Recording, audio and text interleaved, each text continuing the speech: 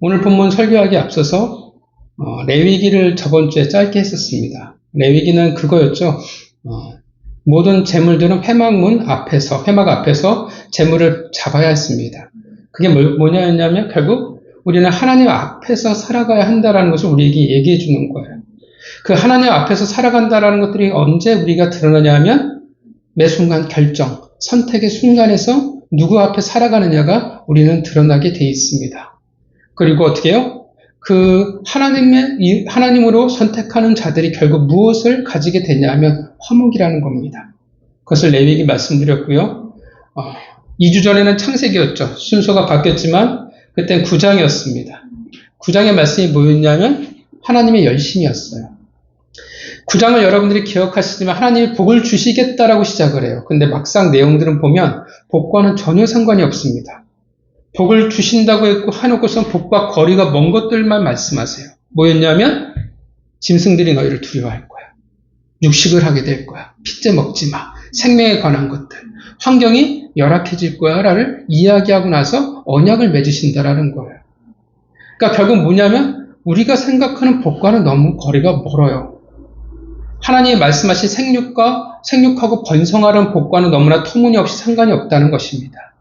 근데 왜 이렇게 말씀하시냐 하면 하나님은 정작 인간에게 생육하고 번성하라는 복을 주셨지만 인간은 그 복을 누릴 실력이 없다라는 거예요. 그래서 그 앞에 본문에 뭐가 있었냐면 오늘 읽었던 인간은 악하다가 나와요. 그리고 생육과 번성하다가 나오고 그 다음에 이제 환경에 대한 부분들이 쭉 이야기가 나옵니다. 생육하고 번성하라고 주셨지만 인간 자체도 악해서 안 되고 환경도 어떻게 해요? 생육하고 번성할 상황이 안 된다라는 거예요. 그래서 어떻게 해요? 하나님이 언약을 맺으세요. 언약이라는 것은 뭡니까? 하나님의 각오예요. 하나님이 당신의 이름을 걸고 내가 반드시 이렇게 생육하고 번성하게 만들겠다라는 하나님의 각오라는 것입니다. 하나님의 열심이에요. 그래서 믿는 자들은 어떻게 해요? 내가 열심히 살아갔고 내가 뭐 한 것 같지만 결국 뒤돌아보면 하나님이 나를 만들어 오시고 하나님의 열심으로 우리를 이끌어 오셨다라는 것입니다. 그러하게 또 하나 우리는 뭐냐면 내가 아무리 암울하고 내가 어렵고 내가 사망의 음침한 골짜기를 지날지라도 우리에게 소망이 있는 것은 무엇입니까? 하나님의 열심으로 나를 그 언약을 지키실 거라는 것입니다. 하나님의 백성은 우리는 열심히 살아야 되지만 그러나 하나님의 열심이라는 그 은혜가 있는 자임을 우리는 기억해야 합니다.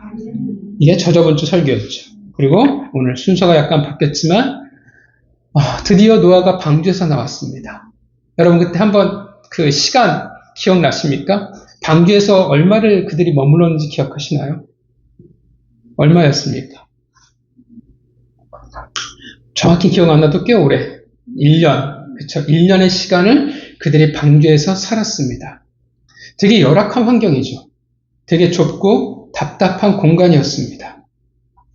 그 모든 힘든 시간을 뒤로하고 이제 하나님께서 노아에게 나오라 말씀하셨고 이제 드디어 모든 짐승들과 함께 노아는 방주 밖으로 나오게 됩니다.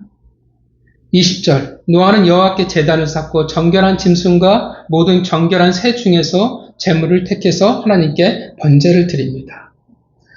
번제라는 제사는 우리는 너무나 잘 알지만 번제는 올라가다라는 의미를 가지고 있어요. 그래서 이 의미가 뒤에 옛날 성경은 흠양하다라고 표현하죠. 오늘 우리 성경에서는 하나님이 향기를 받다라는 말과 그래서 연결이 되어지는 겁니다. 자, 대단합니다. 왜냐하면 노아가 방주에서 나와서 첫 번째 한 일이 제사였기 때문에 그렇습니다.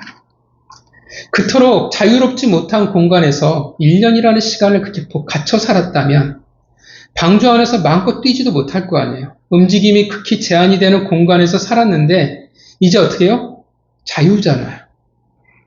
하나님이 뭐라고 하신 것도 아닌데 분명 구원의 은혜였고 방주가 그 공간이기도 하지만 한편으로는 그 얘기가 돼요. 방주는 또한 고난의 공간이기도 했거든요. 이제 더 넓은 곳으로 나왔어요. 그럼 뭐 하겠습니까? 사실 하고 싶은 것들이 얼마나 많겠어요.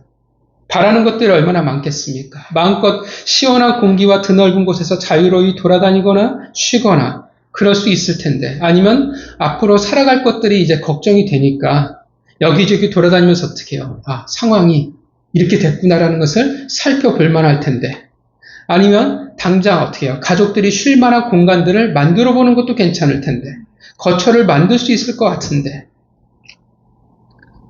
노아는 그렇게 하지 않았다라는 것입니다. 여러분 같으면 방주에서 그렇게 갇혀 살다 나왔으면 가장 먼저 뭘 하시겠습니까? 솔직히 말한다면 물론 우리 모두 다 예배를 드렸을 거라 저는 믿습니다. 네? 그쵸. 근데 예배는 드렸을 텐데 이게 저녁 예배냐 주일 오후 예배냐라는 순서, 시간의 차이가 있을 것 같아요. 낮에는 열심히 돌아다니다가 해야 할 일들 하다가 혹은 하고 싶은 것들을 하다가 저녁 예배로 모여서 예배를 드릴 수 있지 않을까. 그렇게 할 수도 있을 텐데 노아는 방주에서 나오자마자 한 일이 제사였다라는 것입니다. 예배를 드리는 거였죠. 여러분, 하나님의 명령이었을까요? 하나님이 그렇게 하라고 시켰을까요? 아니에요. 이건 철저히 누가 생각한 거예요? 노아예요. 노아가 생각한 것이었습니다. 아마 저녁 예배를 드려도 하나님은 뭐라고 하지는 않았을 거라고 생각을 하는데 노아의 생각은 달랐습니다. 어떻게 이것이 가능했을까요? 여러분 어떻게 생각하십니까? 어떻게 이런 일들이 가능할까요? 하나님이 시키지 않았는데. 바깥 세상에 노아는 정말 목말랐잖아요. 그래서 어떻게 해요? 바깥 세상이 너무 궁금하고 나가고 싶어서 어떻게 했어요? 새들을 날려보냈잖아요. 하나님이 시키지도 않았는데. 그러고 나서 하나님이 또 반응이 없자 또 어떻게 해요? 방주 뚜껑을 열고 세상을 바라봤어요. 왜 그렇게 했어요? 정말 나가고 싶으니까. 간절하니까. 근데 그 간절함을 넘어서 어떻게 이렇게 할 수 있냐라는 것입니다. 우리가 뭘 말해주냐면 노아가 방주에서 어떻게 살아갔는지를 우리에게 이야기를 해줍니다.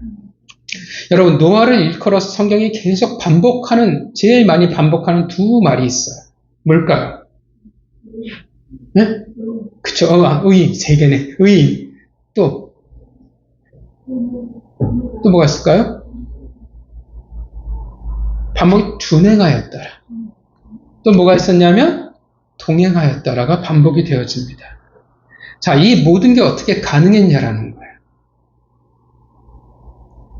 노아는 정말 살아계신 하나님과 같이 살아가는 자였다라는 것입니다. 그러니까 하나님과 같이 살아간다라는 것을 우리가 자꾸 신비로 이해를 해요. 하나님 어떤 특별한 은혜와 감동을 주셔서 그렇게 한다고 생각하는데 하나님과 함께 살아간다, 동행한다는 신비의 영역이 아닙니다. 영안이 막 열려서 뭐가 보이고 하나님 말씀하시는 게 막 들렸다라는 게 아니에요. 그렇게 하나님이 보이고 들렸다면 어떻게 해요? 새들을 날려보낼 필요도 없었겠죠. 그런 신비를 말하는 게 아니라 그렇게 믿고 살아갔다라는 거예요. 하나님이 지금 나와 함께 하고 계신다라는 것을 믿는다라는 거예요. 믿고 살아가니까 어떻게 해요? 그러니까 피상적으로 믿는 게 아니라 진짜 계신다는 것을 믿으니까 어떻게 해요? 하나님을 의식할 수밖에 없어요. 내 옆에 어떻게 해요? 내 앞에 하나님이 계신다라고 믿는다라는 겁니다. 그러니까 어떻게 해요? 하나님께 계속 물으며 살아갈 수밖에 없습니다. 하나님을 우선순위에 두고 살아갈 수밖에 없는 거예요. 노아가 늘 물었겠죠. 하나님 어떻게 하면 좋겠습니까? 하나님 무엇을 원하십니까? 고민했겠죠. 내가 무엇을 해야 되는지, 하나님 무엇을 더 기뻐하실 것인지. 삶의 우선순위잖아요. 하나님이 삶의 우선순위가 되었으니까 가장 먼저 뭘 생각해요? 나가서도 하나님을 생각할 수밖에 없다라는 것입니다. 방주 문을 열고 나와서 내가 하고 싶은 것을 먼저 하는 것이 아니라 주변을 알아가는 것이 아니라 누구를 먼저냐면 하나님이 먼저가 되는 것입니다. 단지 감사하다, 단지 은혜가 있어서라는 말보다 더 크다라는 거예요. 노아는 성경이 말한 그대로 하나님과 동행하는 자였습니다. 그렇기에 삶 속에서 늘 하나님께 묻는 자이며 하나님이 그의 삶의 우선순위가 될 수밖에 없습니다. 우리는 수없이 하나님과 동행함을 부러워하기도 하고 원하기도 합니다. 그럼 어떻게 해요? 하나님이 그렇게 만들어주시는 것을 우리가 기대할 게 아니라 하나님은 이미 우리하고 동행하시잖아요. 우리가 그렇게 살아가야 하는 거예요. 그러하게 노아는 모든 간절함을 뒤로하고 하나님께 제사를, 예배를 드릴 수 있었습니다. 그런 노아가 하나님께 오늘 본문의 제사를 드리고요. 하나님께서 어떻게 하시냐면 그 향기를 어떻게 해요? 받으셨습니다. 그리고 말씀하시죠. 내가 다시는 저주하지 않을 거야. 여기까지는 본문이 이해가 가요.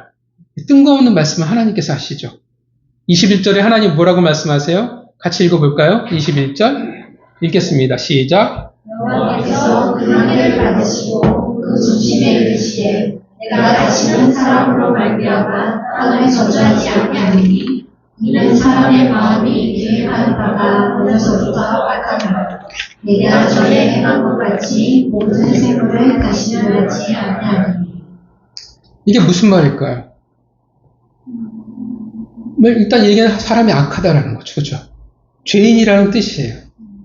근데 왜 이런 말씀을 갑자기 여기서 뜬금없이 할까요? 기껏 심판에서 노아의 심판을 통해서 어떻게 사람들을 다 싹 쓸어버렸는데 심판이 끝났잖아요. 그런데 어떻게 해요? 끝나고 나서 인간은 여전히 악하네? 죄가 해결되지 않았네? 라고 하나님이 말씀하시는 것일까요? 심판하고 나니까 여전히 심판이 끝나고도 인간은 바뀌지 않는구나 라고 말씀하시는 걸까요? 그럼 심판은 실패가 되잖아요. 그죠? 하나님이 이제서야 알았다고 하면 문제가 심각한 거죠. 하나님이 아니게 되는 거죠. 그러면 죽은 사람만 너무 억울하게 되는 겁니다. 무슨 말이냐면 하나님은 여전히 뭘 말씀하시냐면 인간은 심판 전이나 심판 후나 여전히 악하다라는 거예요. 달라진 게 없고 인간은 여전히 악한 존재예요. 여전히 죄인일 뿐입니다. 그러니까 몰라서가 아니라 하나님이 알고 말씀하시는 거예요. 왜냐하면 심판으로 인간이 달라지지는 않는다라는 것입니다.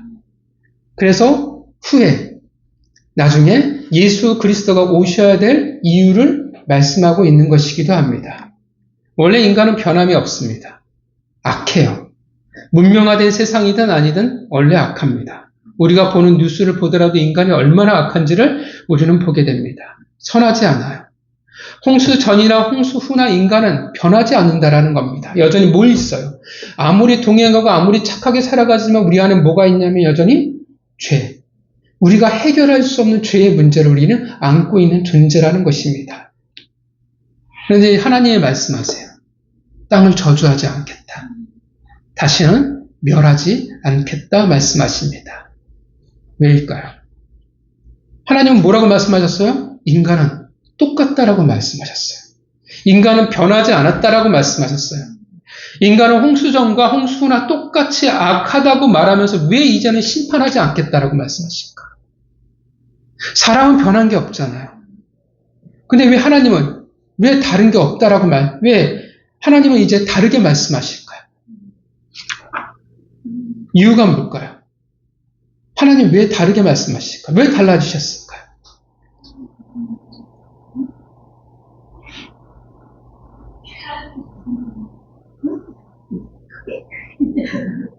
요즘 귀도 멀어가나 봐. 점점.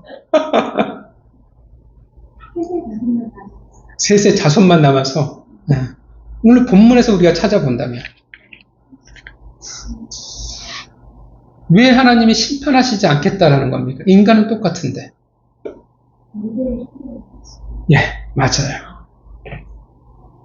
우리 읽어볼까요? 다시 한번. 몇 절이냐? 21절 읽겠습니다. 시작. 여호와께서 그 향기를 받으시고 그 중심에 이르시되 내가 다시는 사람으로 말미암아 땅을 저주하지 아니하리니 이는 사람의 마음이 계획하는 바가 어려서부터 악하니라. 내가 전에 행한 것 같이 모든 생물을 다시 멸하지 아니하리니. 아멘. 자, 뭐가 있었냐면 사람은 똑같은데 왜 하나님께서 인간을 멸하지 않겠다라고 말씀하시냐면 여호와께서 그 향기를 받으시고 하나님께서 그 향기를 받으셨더니 이제는 하나님이 그렇게 하시지 않겠다라는 거예요. 그 향기가 뭐였냐면 노아가 하나님께 드렸던 제사였습니다. 그 말은 뭐냐면 하나님께 드리는 제사가 있다면 예배가 있다면 어떻게 해요? 이렇게 심판하시지 않겠다라고 약속하신 거예요. 심판이 멈췄어요. 뭐로 말미암아 멈췄냐면 제사, 그 예배로 말미암아 멈췄다라는 것입니다.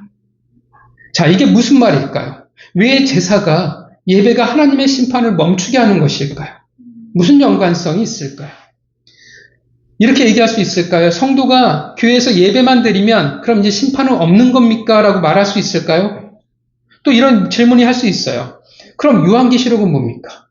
요한계시록의 그 마지막 심판은 그럼 예배하는 자가 없어서 이 마지막 심판이 있다고 말하는 겁니까?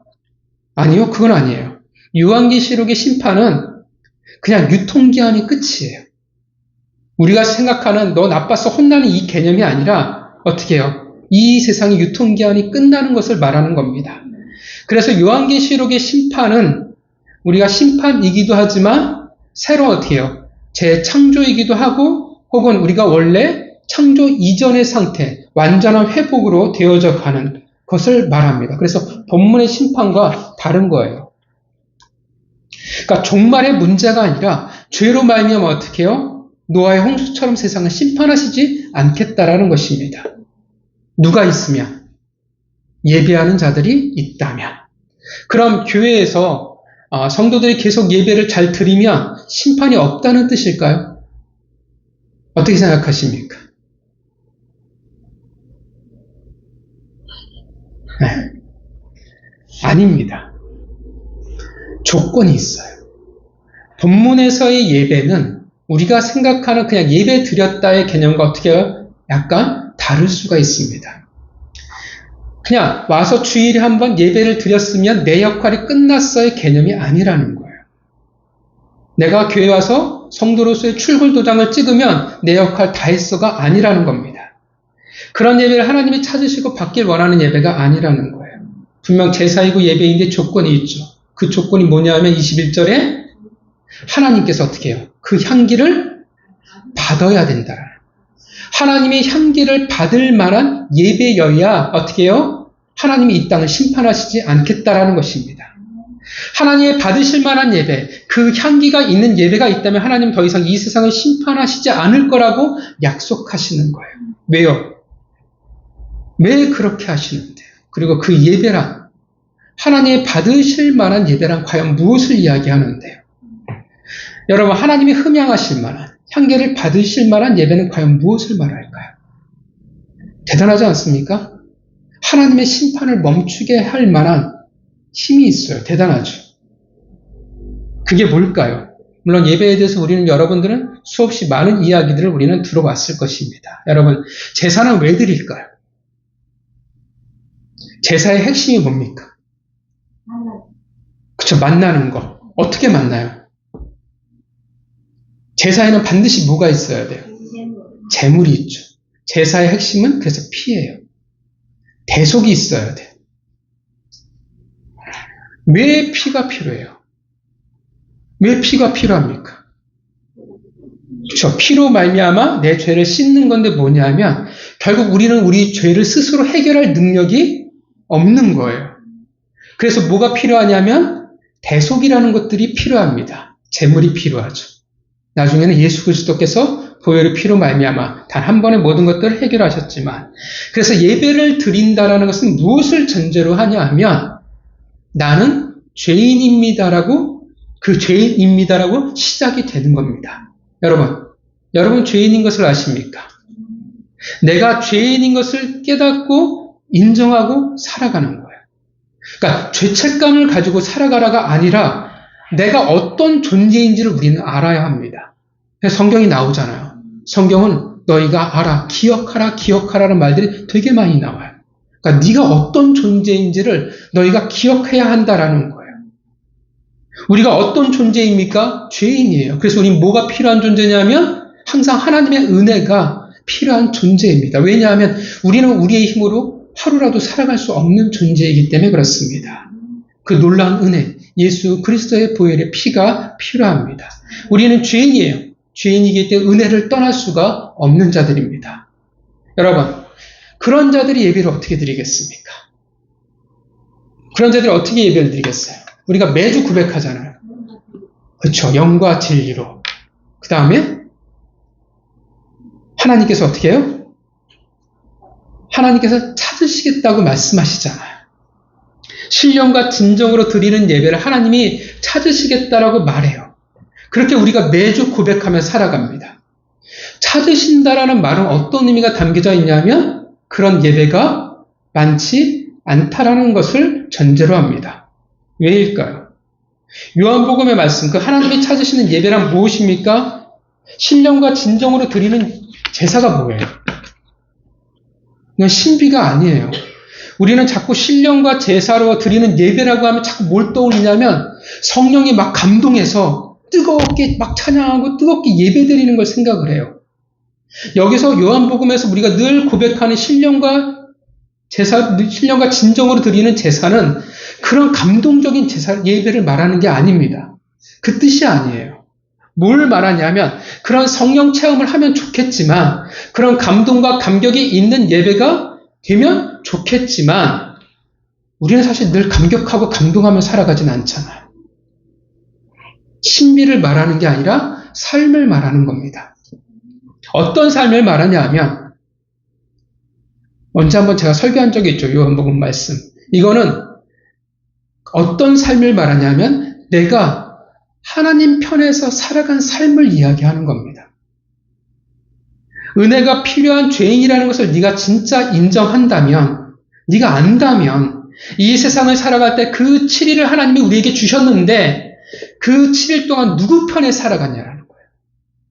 이 세상에서 충실히 살다가 월화수목금토주 충실히 하나님 편이 아니라 세상 편에서 살다가 하나님 앞에 아무 생각 없이 나오는 그런 예배가 아니라 세상에서 그래도 하나님의 사람으로 살아가려고 발버둥 친 삶이 월화수목금토주 그게 담겨져 있냐라는 거예요.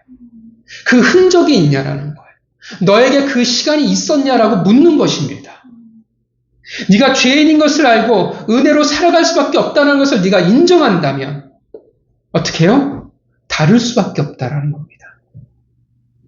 근데 삶이 없다면 어떤 뜻이 되어져요? 사실은 내가 죄인이고 내가 은혜가 필요한 존재라는 것을 사실은 잊고 살아갔다라는 뜻이 되어진다라는 겁니다. 기억한다면 어떻게 돼요?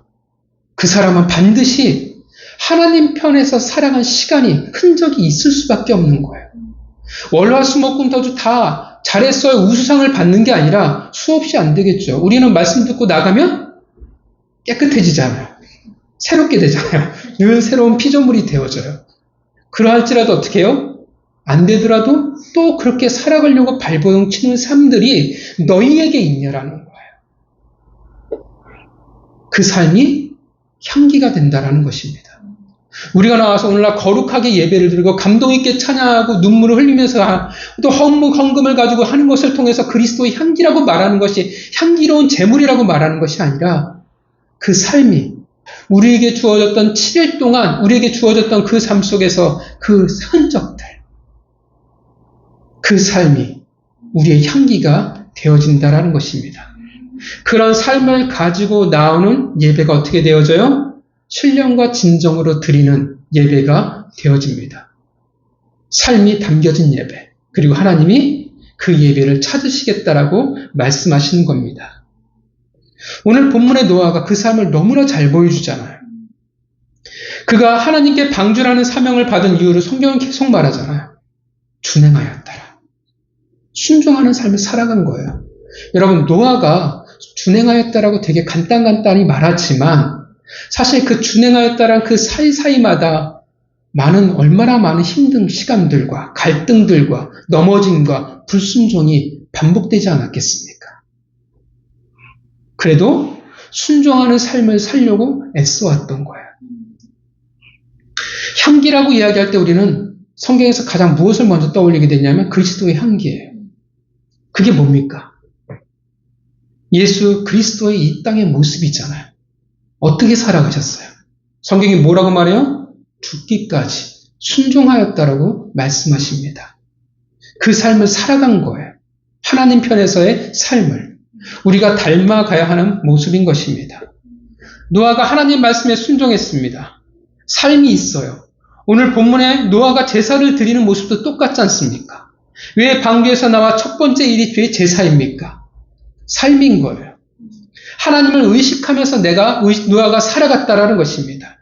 그래서 말씀드렸잖아요. 왜 새들을 날려고 할 때 왜 계속 7일 간격일까요? 말씀드렸잖아요. 하나님의 수. 노아가 생각한 최선인 거예요. 이렇게, 왜냐하면 하나님 명령한 게 아니거든. 새를 날려보낼 때. 이렇게 날려보내도 될까? 얼마나 많이 고민했을까요? 왜 7일이에요? 하나님을 의식한다라는 거예요. 그래도 하나님을 생각합니다. 하나님을 의식하며 그 살아가는 삶, 하나님의 존재를 항상 생각하며 살아가는 그 삶, 그 삶이 동행하는 삶이라는 것입니다. 말씀드렸지만 동행을 우리는 자꾸 피상적인 것으로 봐요. 여러분, 동행을 우리가 어떻게 해야 됩니까? 하나님은 늘 우리와 동행하세요. 믿으십니까? 문제는 우리에게 있는 거지 하나님에게 있는 게 아니에요. 내가 모르는데, 내가 안 하는데 어떻게 동행이 가능해요? 어떻게 동행을 해나가겠습니까? 갑자기 감동을 받아서 울컥해서 또 뭔가 느낌이 있어서 할 수도 있겠지만, 시작은 그렇게 할 수 있겠지만 계속 그렇게 이어지는 것은 아니에요. 드라마틱하게 뭔가 체험을 통해서 우리는 하나님과 동행하는 게 아니라는 겁니다. 나와 동행하신 그 하나님을 믿고, 그리고 어떻게 해요? 진짜 그렇게 살아보는 거예요. 의식하는 것. 내 삶의 우선순위에 두고 살아가는 것. 진짜 하나님이 내 앞에 있다면 여러분 어떻게 살아가시겠습니까? 그렇게 살아가 보는 거예요. 모든 결정에, 내 인생의 결정에 하나님과 함께 해보는 거예요. 하나님의 뜻을 물어보는 거예요. 그것이 그 결과가 바보 같아 보이고 분명 손해가 될 수 있고 나에게 힘들어질 수도 있지만, 그렇게 하나님과 함께한 삶이 있는 자들의 예배, 그 삶을 가지고 나오는 자들의 예배를 하나님이 찾으시고 받기를 원하신다라는 것입니다. 하나님이 주신 월요일부터 주일까지라는 그 7날을 하나님과 아무 상관없이 살다가 세상의 흔적만이 가득 짊어지고 나와서 예배를 드리는 것을 우리는 하나님의 받으실 만한 예배라 말할 수 없다라는 것입니다. 우리 삶에, 우리의 7날에 하나님 편에 살아간 그 삶의 흔적이 조금이라도 있는 자들의 예배가 바로 신령과 진정으로 드리는 예배이며, 하나님이 찾으시는 예배이며, 향기를 드리는 하나님의 예배인 것입니다. 그것이 바로 은혜가 필요한 죄인들의 합당한 삶입니다. 그 삶의 모습들이 분명 순종으로 드러날 수밖에 없고, 그 삶의 모습이 동행하는 모습으로 드러나게 마련이라는 것입니다. 물론 이게 쉽냐? 쉽지 않죠. 쉽지 않으니까 하나님이 찾으신다라고 표현을 하잖아요. 왜 쉽지 않아요? 세상의 흔적과는 전혀 반대이기 때문에 그래요. 세상의 방식이 아니니까. 본문이 말한 대로 어떻게 해요? 우리의 마음이 계획하는 바, 우리는 어려서부터 악한 자들이기 때문에 그렇습니다. 우리 다 죄인이기 때문에 그래요. 사람은 하나님을 예배하기보다는 나를 예배하며 살아가는 존재입니다.